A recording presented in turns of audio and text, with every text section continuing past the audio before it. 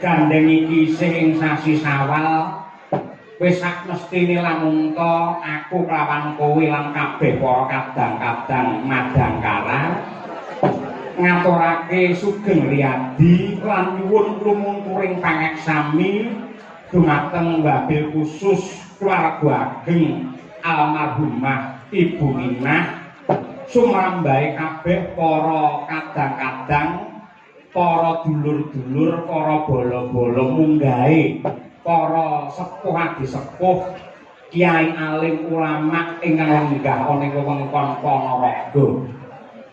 Ngono ya, Mas. Kaya ngono. Iya. Ora liwat ngestokake dawuhe biyung. Primalungguhan iki awake dhewe ngestokake dawuhe pepunden supaya sowan ana laladan mringin kauman Ponorogo. Ngono ya ya. Ngestokake dawuhe pepunden kula Bapak Mayor CPM Mujito SHMM ingkang tembulan niat kalian Ibu Sri Wahyuni saha keluarga ageng Simbah Minah. Iya. Manut dawuh sing tak tampa ana dalem kene lewayangan ora mung pisan jiki kok Mak. Marambah makaping-kaping klebu pepunden dalang biyen Mbah Gondo Buwana ya nate ngasta cemburit ana ing kene. Pakmu gedhe swargi Ki Anom Hartono ya wis nate diwiji supaya nyangik limbu ana ing kene. Pancen keluarga ageng Mbah Minah khususipun Bapak Mayor Mujito ki pancen maindhit ning wayang. Mula bengi iki panjenengane ngersakake lakon Wahyu Purba Sejati kowe aja nganti gampangake lho Nduk. Merga Pak Mujito ki piyai sing apal karo lakon. Mosok?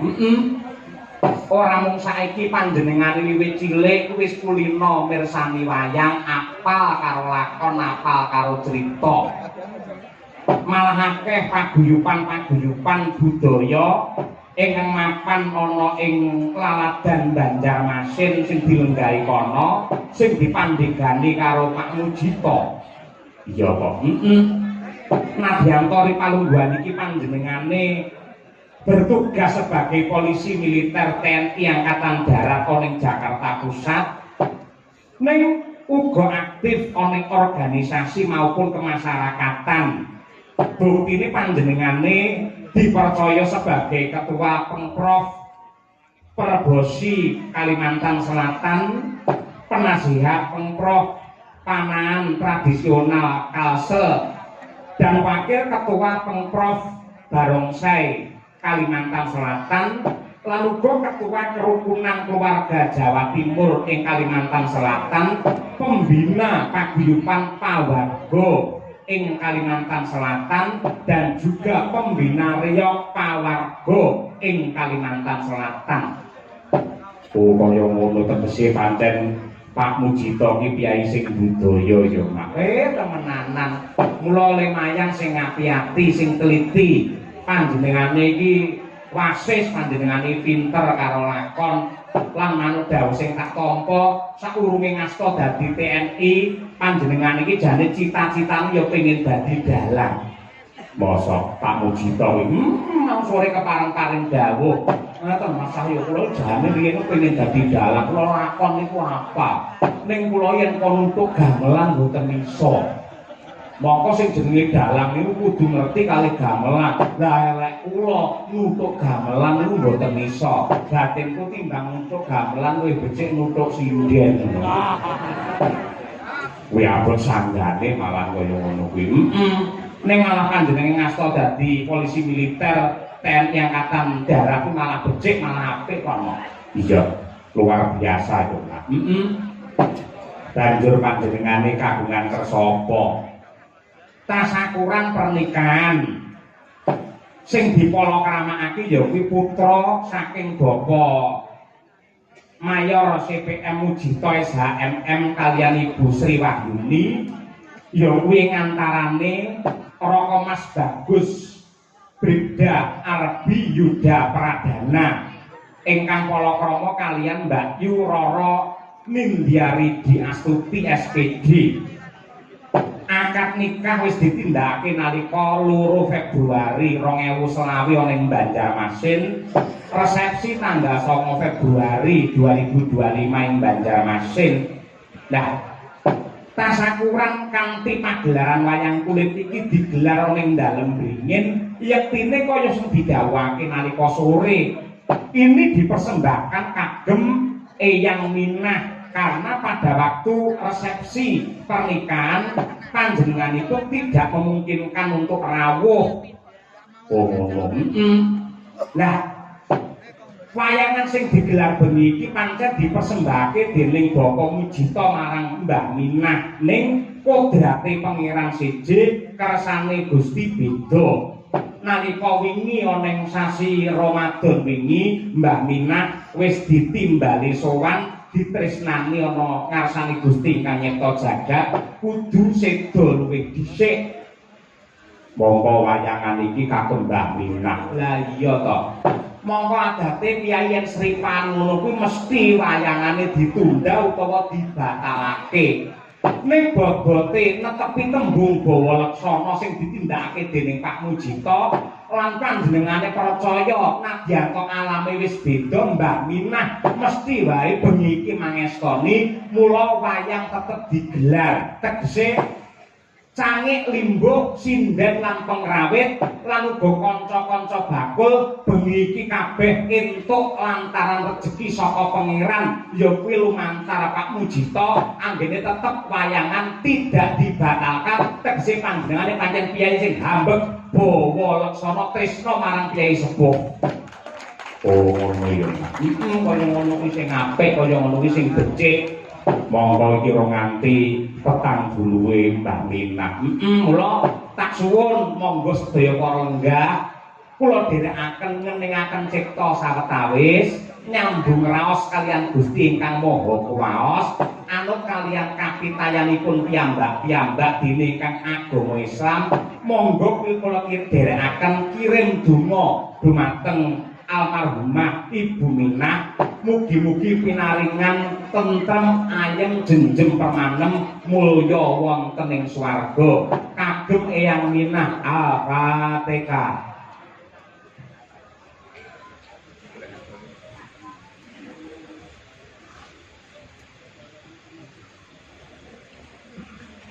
Amin amin ya rabbal alamin. Sembah nuwun donga pangestunipun para sepuh. Iya.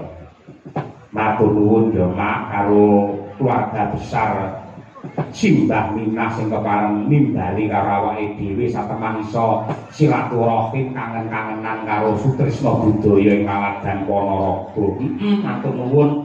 Lan ugi ngaturaken salam hormat ingkang kapareng monitor lumantar streaming nenggih pepunden kula ingkang pinantun kakurmatan Bapak Lekjen TNI Purnawirawan Bapak Dodi Wijanarko. Iya, aku wis nuwun pangestu nalika sore mau lumantar WA. Ugi salam hormat kagem WS dan Puspomat Bapak Mejen TNI Eka Wijaya SH beserta jajaran polisi militer se-Indonesia. Ugi salam hormat dumateng paguyuban Pawaga Banjarmasin ingkang insyaallah kepareng rawuh rene, sing ora rawuh kepareng mubar ning Banjarmasin. Ugi bekti sungkem dumateng Bapak Kiai pengasuh pondok pesantren Darul Fikri Laladan kene mriken kene. Salam hormat dumateng para pepunden dalang Mbah Yatno, Mbah Sento, Pak Manto, Pak Puguh lan ugi kadang kula sepuh Raka Mas Ipung Purba Sasongko sing kepareng ngaturake ya kuwi pawiwahan wiwit sore mau.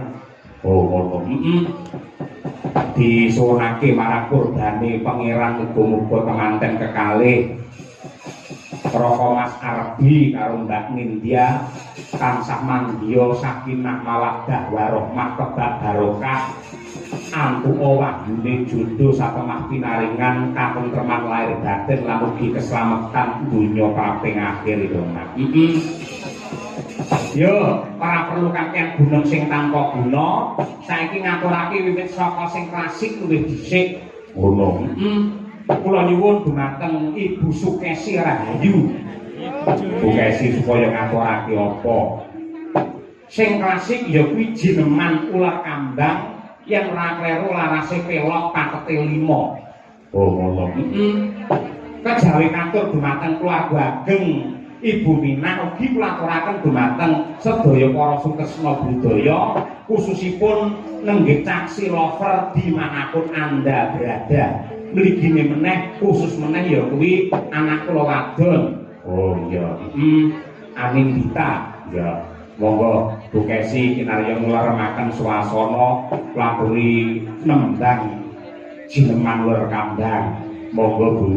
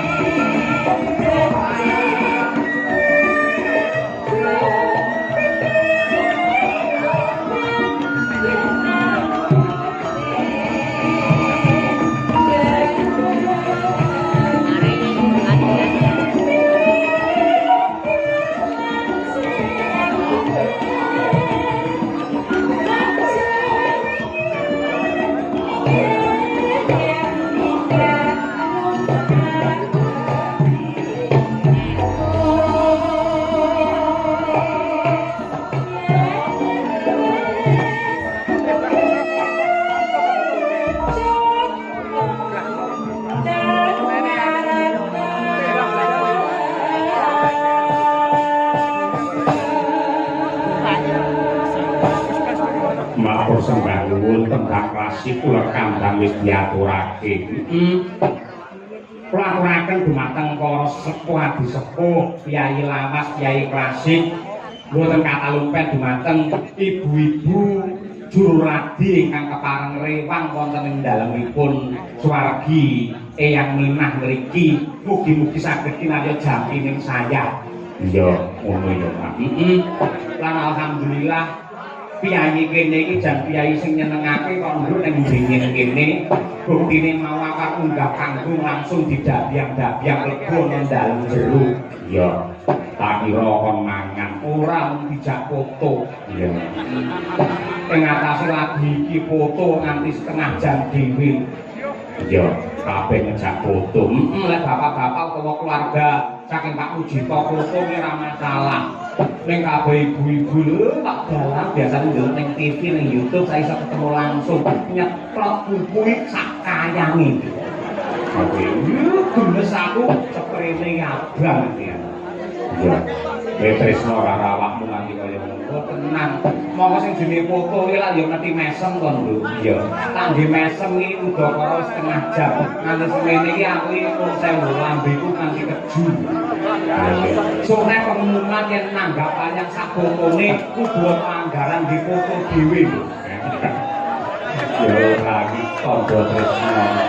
Nah, iki sendanggun akeh banget sing kepareng rawuh mongko sore mau dan alhamdulillah yo mbok menawa kangen karo wayang Kyai Bringin kene kaungan nggih monggo dipuntaka piyambak supados sedaya jeneng pinarak ingkang ajeng lenggah supados ketingal lan ingkang mingking mangke saged ngatekaken kanthi cepet ya ngoten niku mohon bobo yang diparingi nanyar ya semoga kiai akeh konduk muga-muga sedaya pinaring rahayu nggih ana bintang tamu ning ana malah iki sepisanan lagi ketemu karo awake dhewe ning piyai iki wis asring ya kuwi kiprah ning laladan Kutha Ponorogo ya Mas Gareng saka Pacitan kaya ngono kuwi ketambahan ya kuwi Waranggana sing ben-beni ra tau leren ya kuwi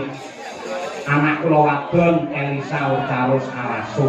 Wah ya suwi ora ketemu karo Mbak Elisa. Temenanan alhamdulillah nganti saiki nadyan terjani wis kudune iki cara pitik kudune wis didu ning parandene isih dadi jomblo. Ya kurang duwe calon pacar biyen nate ning didelik ning akhire ilang tenan. Saiki asli jomblo tenan. Ya. Wis muga-muga awet dadi jomblo. Mergo tak ramal Mbak Elisa nganti kesusu rabi wis kok langsung ora payu wis. Ngono ya. Jomblo. Mula sumpah Mbak Elisa sakjroning batin kowe iki janjiya kowe prasetya. Sakjroning urip aku dadi sinden dadi bintang tamu ora bakal tinggu karo wong lanang, ora bakal rabi karo wong lanang, kejaba milih dalange.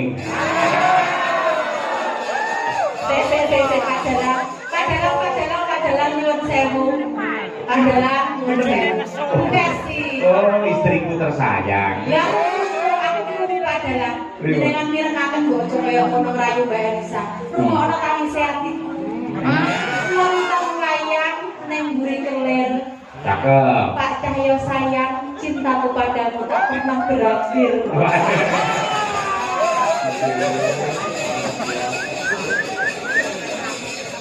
Nonton wayang ning mburi kelir nguyuh. Bugesi sayang entuk aku ayo. Kok tarung gasmu. Pak Gareng saka Pacitan luwih dhisik men jumeneng. Ya, tumrake prau. Monggo pinarak mriki Pak Gareng. Yo.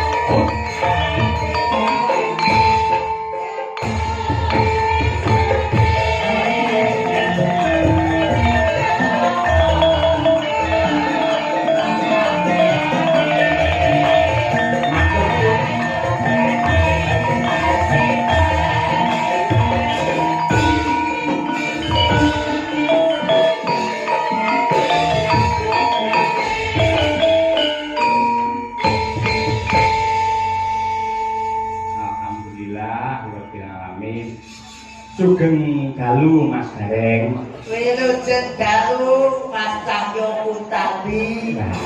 Mas Sange Mbok Limbo. Nggih. Derek diajar nembe sepindah Mas nggih. Alhamdulillah muga-muga pinaringan wilujeng slamet wonten alangan setunggal menapa. Amin ya rabbal alamin. Penonton kaya ngene mbane lho Mas. Pripun? Padahal niku wau jawahe nggih kados ngaten. Nggih. Ning kok nggih kok jan penonton tengene dingin niku kok nggih tetep kakak sanget. Awit niki nuwun sewu Mas Cahyo. Pripun? Bile kula niki lek dalu menika mboten tanggapan. Dalu menika sanes nek ngendikane jenengan bintang tamu. Kula niku lek teng Ponorogo namung derek dolan badhe sungkem panjenenganipun Rama Mujita. Niku Indinipun badhe sungkem. nggih badhe sowan sungkem karo badan. Sing sepisan kula badan kalih Kang Hamengkugati ingkang ngomong kalih menika badan dulur-dulur kula sing tenggene mriki. Nggih. Wow, kok lek pamane kula ki ditanggap lho Mas, esuk nanggap kula. Awan nanggap kula, bengi kula lagi pun boten tanggapan kowe Mas. Lah napa? Lah nek namung derek ketut buri jenengan nonton wayang naik kula celonteni namung wonten. Panjenengan asring tindak wonten ing Ponorogo menika tegesipun dipun tresnani kalih Kyai Ponorogo. Mas Cahyo menika Kula nggih iso nonton teng YouTube. Jenengan niku nderekke Mas Burisno, nggih nderekke Mas Ipung Purbasasongko, Mbah Yatno. Mesti nggih duete kalih Mbak Elisa. Jenengan teng YouTube ngadeg berdua kalih Mbak Elisa, wah luar biasa. Mbak Elisa jan kaya Batari Kumaratih, jenengan kaya Komodo. kula ki senes kudu Mas Cahyo. Lah napa? Kadang. Oh, menungso nggih pun sewu Mas Cahyo. Bali basane kula dalam panjenengan teng mriki nuwun sewu priyayi Ponorogo niku priyayi ingkang kebak ingkang mulya, seneng budaya, seneng nanggap wayang. Nggih. Pangkat paribasane dadi wisatane, nanggap wayang tuntunan dadi camilane. Niku lho. Kowe maindhen kalih wayang nggih. Nggih, kula Pak Mujita pun sewu ora ndudohne pangkate. Boten ndudohne derajate, boten ndudohne donya panduwene ning Pak Mujita niku sami kalih kula. Samine nggih napa ndak ngajak-ngajake Pak Mujita. Pak Mujita ki najan seorang perwira. Nuwun sewu biasane niku lho, pun gadah embel-embel niku dugi putih-putih niku mari napa niku sing teng mriki bel-belan niku dibeto matuk. Oh nggih. Beto kondur teng desa. Nek Pak Mujita mboten kaya aku Mas. Teko dok ki najan kula nggih gareng kadang-kala dagel. Aku budal ki yo celana nandeg nganggo sandal jepit lambi kula elek ngoten. Kok bublek Pak Mujita monggo Mas, wajane terlinting dihiraki. Ya wong lek jenengan kan nggih apa-apa niku dinomersatukan Mas Cahyo. Nuwun sewu ngendikane jenengan foto mawon ngantos setengah jam. Nggih. Bukesi setengah jam. Menika di kula sing saking kulung setengah jam. Sedaya Widyawati setengah jam padha foto. Jenengan nggih foto. Oh, sak jam foto Mas. Setengah jam lah kula malah sak jam. Ing bar ngoten plengos ngoten langsung dihapus. Lah sebabnya lah kebanggaan kok iso foto kalih gareng. Parah ala memori wis bah Mas ngerti rai putih iki memorine langsung full Mas. Mawon niku pas kula badhe foto mlebet mriku, enten bayi sik cilik ngoten niku nangis wer-wer. Bareng kula jak foto alhamdulillah langsung meneng Mas Gareng. Wah, sari kali kula Mas Iwo. Ya nggih ali bayi. Lho, kenapa mulai bayi foto jepret nangis. Nggih. Terus napa niku lari putri-putri cantik, tetep kula seneng. Bareng to wong meteng Mas. Foto jebret ngoten plengos ngono, amit-amit jaban bayi. Pokoknya kula jenengan iki diampun sia-sia. Mboten. Wah, alhamdulillah saestu Mas. Saged sowan derek panjenengan Mas Cahyo Mutadi, seorang dalang dan seorang dosen, seorang presiden dan juga seorang dosen ingkang dados tolak ukuring kula anggen kula ngudi kawruh tenggene budaya Jawa Mas. Muga-muga ora keluwihan ora kekurangan. Amin ya Tata cara anggah hukum etika dan estetika iku kula tut pingin panjenengan clear wonten pundi kemawon Mas Cahyo. Nggih. Menika dalam rangka tasyakuran pernikahan pun prisa nantenipun sinten? Patene kula lali lho Mas, asmane lali kula kula iki bapak kula tani, mbok kula nggih tani, kula dhewe namung sing derajate dhuwur. Kok mboten sombong. Derajate dhuwur. Pak Mujito, Mas Manten itu sarjana hukum. Lho, kula nggih SPD lho Mas. Wah, sarjana pendidikan. Sumpek perkara duit. Ya pun ngoten. Kemanten kakung menika Raka Mas Bribda Arbi Yuda Pradana kalian Mbak Yuroro Nindi Ridi Astuti SPD. Wah, iki nuwun sewu Mas Cahyo. Najan kula omah ping kepara 20 taun yen badhe ngomongi badhe napa niku nuturi niku pun paribasane nguyai segoro. Namun derek dedonga kula mawon ikhlas lillahi taala saking krentek ati kula dongake dulur kula lanang dulur kula wedok anggenipun bangun bali wisma muga-muga dados keluarga ingkang sakinah mawaddah warahmah. Amin. Pikantuk wahyu kang tinemu, pikantuk wahyu jojo ngarsanipun Gusti Kang Maha kagum akeh rezeki panjang yuswa. Amin. Kula pitados menawi donga panjenengan menika gedhe dayane turya mandi. Wong nyatanipun jenengan nggih anggenipun bebrayan nggih dipun paringi guyub rukun mawon to. Nggih to Mas. Wong guyub rukun alhamdulillah kok jenenge paubrane wong tuwa Mas nuwun sewu. Bapake ayu kaya apa iki tetep bojomu. Cantik kaya apa ngendikane jenengan tetep bojomu. Lah kula kan nggih to mboten. Dolan tenggene mall Madiun. Pripun? Lah mriku niku panggih artis kondang cantik. Nggih. Kula plantuk mulai jebul Mas. Ayu bojone jenengan. Ayu kono Mas. Lho. Nuwun sewu warah agama niku sampun paring piwulang. Nadyanto wong kadon ayu digelar penjaga, piye carane awake dhewe tetep menganggep lamun kok bojo ki sing ayu dhewe ngono lho. Lah sajane kok nggih ngoten iki nek masalah kesetiaan nuwun sewu lho. Wong jenengan ngendikan mawon badhe remen kali Mbak Elisa nuwun sewu. Mbak Kesi pun ngendikan kowe iki bojomu nek nggih kalah romantis kalih kula Mas. Kok iso? Kula nuwun sewu bojoku ki ning ndinggon tak gandeng. Jan ketok rukun teman-teman. Ketok mesra. Ponorogo tak gandeng. Sak pundi melih? Tak teng Madiun kula gandeng. Tenggene Surabaya kula gandeng. Mlebu tenggene mall sebelah iku kula gandeng. Mesra banget nggih. Mergo lek boten kula gandeng yen dibuke napa-napa. Oh, padahal niki kula iki nyambut gawe. Lho sampeyan kudune ya tanggung jawab. Seorang laki-laki apa sing dikersakne bojo ya dipinangkani men sampeyan duwe kawibawan ngono kuwi. Nggih kula pinangkani lho niku kula pinangkani saestu Mas. Kula jupuk ning ngoten, bari tenggene kasir kula balekne melih. Lho, lah terus mulai ora nggo apa-apa. Lah yo sabar. Kula kan nggih mboten sabar trimo karo pawehe sing wong lanang. Kula kan nggih mboten sami kalih putranipun panjenenganipun Pak Mujito. Pokoke yo jenenge awake dhewe najan wis pangkate dhuwur lho Mbak yo, Dik. Awake dhewe kudu nrimo apa sing dadi pawehe Gusti. Nggih mboten. Dawuh leres nggih. Lah niki mumpung Mbak Elisa sampun jeneng pinarak wonten mriki dasaripun sampun sawetawis dangu mboten pinanggih. Leres Mas. Jenengan kajenge dipun kancani Mbak Lisa nggih. Ijih siap.